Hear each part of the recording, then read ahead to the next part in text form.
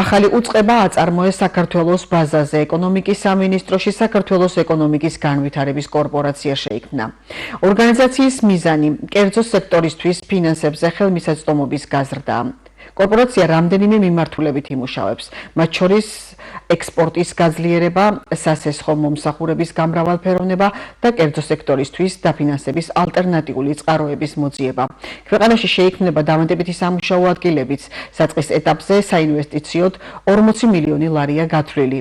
ახალი ორგანიზაციის შექმნას საბანკო და ბიზნეს ასოციაციის წარმომადგენლები მიესალმებიან.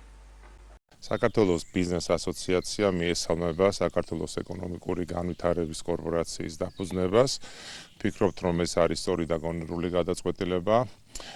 კორპორაცია ძალიან მაღალი ალბათობით გახდება ერთ-ერთი მთავარი კატალიზატორი, რომ ქვეყანაში შემოვიდეს უცხოური ინვესტიციები, უცხოური კაპიტალი, რომელიც ძირითადში მიმართული იქნება მსხვილი ინფრასტრუქტურული, ტექნოლოგიური თუ სხვა ტიპის პროექტების დასაფინანსებლად.